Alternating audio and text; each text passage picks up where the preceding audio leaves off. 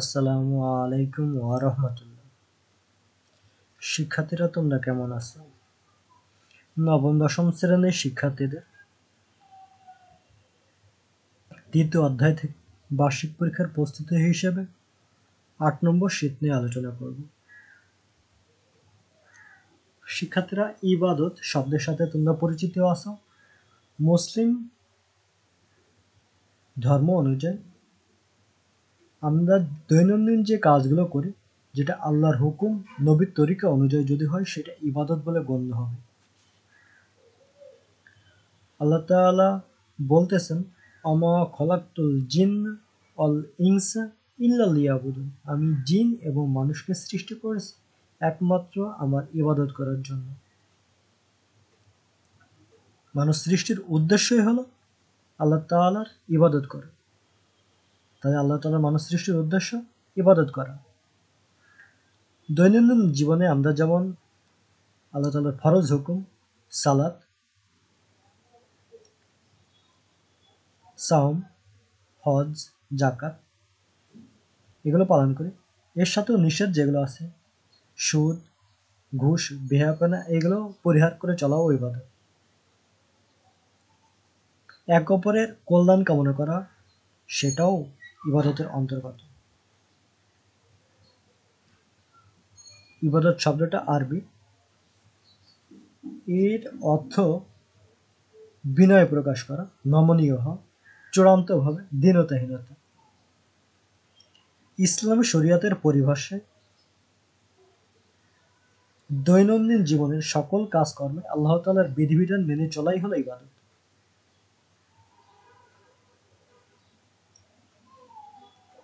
পৃথিবীতে যত ইবাদতই করা হোক না কেন, ইবাদতের মূল উদ্দেশ্য আল্লাহ তাআলার সন্তুষ্টি অর্জন করা।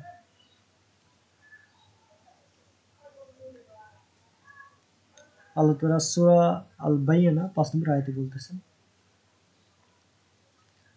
বিসমিল্লাহির রহমানির রহিম, লাম ইয়াকুনিল্লাযীনা কাফারু মিন আহলিল কিতাবি ওয়াল মুশরিকিনা মুনফাক্কিনা হাত্তা তা'তিয়াহুমুল বায়্যিনা রাসূলুম মিনাল্লাহি ইয়াতলু সুহুফাম মুতাহহারা ফিহা কুতুবুন কাইয়্যিমা وما تفرق الذين أوتوا الكتاب إلا من بعد ما جاءتهم البينة।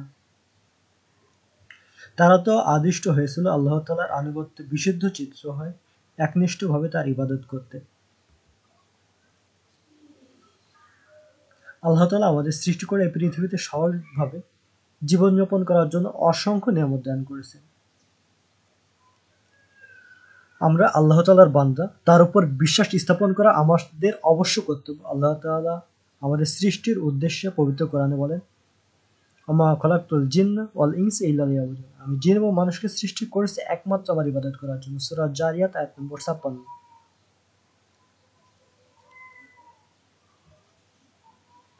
ইবাদতের গুরুত্ব তাৎপর্য। আল্লাহ তাআলার সৃষ্টি মানুষ ও অন্যান্য প্রাণীর মধ্যে পার্থক্য হলো বিবেক, বুদ্ধি ও জ্ঞানের। মানুষ যদি সে বিবেক, বুদ্ধি ও জ্ঞান দিয়ে আল্লাহর ইবাদত করতে না পারে, তবে সে চতুষ্পদ জন্তু কিংবা তার থেকেও অধম হয়ে যায়। আল্লাহ রাব্বুল আলামিন বলেন, তাদের হৃদয়ে আছে কিন্তু তা দ্বারা তারা উপলব্ধি করে না, তাদের চক্ষু আছে কিন্তু তা দ্বারা তারা দেখে না, তাদের কর্ণ কান আছে তা দ্বারা তারা শোনে না। এরা পশু নয়, বরং অধিক নিকৃষ্ট পশু হতে তারা হলো অচেতন। সূরা আরাফ আয়াত নম্বর ১৭৯। অতএব ইবাদত বলতে শুধু উপাসনাকেই বোঝায় না, আল্লাহর খলিফা ও প্রতিনিধি হিসেবে সকল কাজ আল্লাহর বিধান মতো করাই হলো ইবাদত। আল্লাহ তাআলা বলেন সূরা জুমা আয়াত নম্বর ১০, সালাত আদায় করার পর তোমরা জমিনে ছড়িয়ে পড়বে, আল্লাহর অনুগ্রহ সন্ধানে ব্যাপৃত হবে এবং আল্লাহকে বেশি বেশি স্মরণ করবে, যাতে তোমরা সফলকাম হও। ইয়াতে মর্ম দ্বারা আমরা বুঝতে পারি, আল্লাহর আদিষ্ট কাজগুলো পরিপূর্ণভাবে আদায় করে ব্যবসা বাণিজ্য, চাকরি, কৃষিকাজ করা বৈধ পন্থায় উপার্জন, দুনিয়ার অন্যান্য সকল ভালো কাজ ইবাদত। এমনিভাবে আল্লাহ, তার রাসূলের প্রতি ভালোবাসা, তার রহমতের আশা, শাস্তির ভয় ইখলাস, সবর, শকর, তাওয়াক্কুল ইত্যাদি সকল কাজ ইবাদতের মধ্যে শামিল। সূরা আসরে আল্লাহ তাআলা জামানের কসম দিয়ে বলতেছে, প্রত্যেক জামানার প্রত্যেক ব্যক্তি ক্ষতির মধ্যে, ধোঁকার মধ্যে, শুধু তারা ব্যতীত। আল্লাহ আসর ইন্নাল ইনসানা লাফি খুসর ইল্লাল্লাযিনা আমানু ওয়া আমিলুস সলিহাত ওয়া তাওয়াসাউ বিল হাক্কি ওয়া তাওয়াসাউ বিস সবর। যারা ঈমান আনে, যারা সৎ কাজ করে, সৎ কাজের জন্য একে অপরকে উৎসাহিত করে, আল্লাহ তাআলা সুখে দুঃখে যে অবস্থায় রাখে এর উপর সে শুকরিয়া আদায় করে। ইবাদতকে আমরা দুইটা পর্যায়ে ভাগ করতে পারি, হাক্কুল্লাহ আল্লাহর সাথে সম্পর্কিত ইবাদত, হাক্কুল ইবাদ বান্দার সাথে সম্পর্কিত ইবাদত। আল্লাহর সাথে সম্পৃক্ত অধিকার বা কর্তব্যই হলো হাক্কুল্লাহ, যেমন সালাত, সাওম, হজ পালন করা, এই প্রত্যেকটা কাজই আল্লাহ তাআলার সাথে সম্পর্কিত।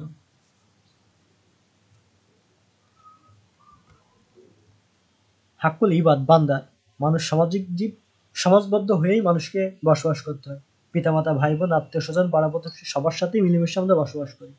একে অন্যের দুঃখে কষ্টে আমরা সাড়া দিই, বিপদে আপদে একে অপরকে সহযোগিতা করি। পরস্পরের প্রতি এই সহানুভূতি, দায়িত্বই হলো হাক্কুল ইবাদ, বান্দার হক বা অধিকার। রাসূলুল্লাহ সাল্লাল্লাহু আলাইহি ওয়াসাল্লাম বলেছেন, নিশ্চয়ই তোমার উপর তোমার প্রতিপালকের, তোমার শরীরে, তোমার স্ত্রী ও সন্তান সন্ততির হক রয়েছে। অন্যত রাসূলুল্লাহ সাল্লাল্লাহু আলাইহি ওয়াসাল্লাম আরো বলেছেন, এক মুসলিমের উপর অপর মুসলিমের ৬টি অধিকার রয়েছে। ৬টি অধিকারগুলো তোমাদের অবশ্যই জানা লাগবে। সালামের জবাব দেওয়া, কেউ যদি সালাম দেয় অবশ্যই তাকে জবাব দিতে হবে, উত্তর দিতে হবে। ২ নম্বর, রোগীকে দেখতে যাওয়া। ৩ নম্বর, জানাজায় অংশগ্রহণ করা। ৪ নম্বর, দাওয়াত দিলে দাওয়াত কবুল করা। ৫ নম্বর, মজলুম অত্যাচারিতকে সাহায্য করা।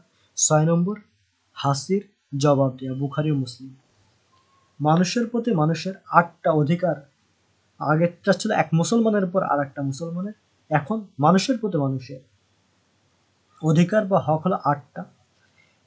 নিকট আত্মীয়ের হক, দূর আত্মীয়ের হক, প্রতিবেশীর হক, দেশবাসীর হক, শাসক এবং শাসিতের হক, সাধারণ মুসলমানদের হক, অভাবী লোকদের হক, অমুসলিমদের হক। শিক্ষার্থীরা, মুসলমানের সাথে মুসলমানের অধিকার হলো ৬টা, আর মানুষের প্রতি মানুষের অধিকার হলো ৮টা। মানুষের সংখ্যা যেহেতু বেশি, অধিকারও বেশি। মুসলমানের সংখ্যা মানুষের অনুযায়ী কম, সেহেতু মুসলমানের অধিকার কম, এমন না। শিক্ষার্থীরা, তোমাদের জন্য বাড়ির কাজ। রমিজ তার স্কুল শিক্ষকের কাছ থেকে শুনেছে যে আমরা যে কোরআন পড়ি তা সাধারণ কোনো কিতাব না, এটি মহান আল্লাহ রাব্বুল আলামিন প্রদত্ত জিবরিল আলাইহিস সালামের মাধ্যমে আমাদের কাছে এসেছে। এরকম আরও কিতাব এই পৃথিবীতে আল্লাহ তাআলা পাঠিয়েছে। তার ভাই থেকে সে জানতে পারে, আমাদের নৈতিক মূল্যবোধ জাগ্রত করতে হলে অবশ্যই আমাদের আসমানি কিতাবে বিশ্বাস করতে হবে এবং মেনে চলতে হবে। সেক্ষেত্রে রমিজ যে বিষয় জানতে পারে তা বিশ্বাসের গুরুত্ব। উদ্দীপকের শেষ লাইনে যে বিষয়ের আলোচনা করা হয়েছে তার আলোচনা। শিক্ষার্থীরা আশা করি বাড়ির কাজগুলো করবে এবং ছবি তুলে অবশ্যই আমার ইনবক্সে পাঠাবে।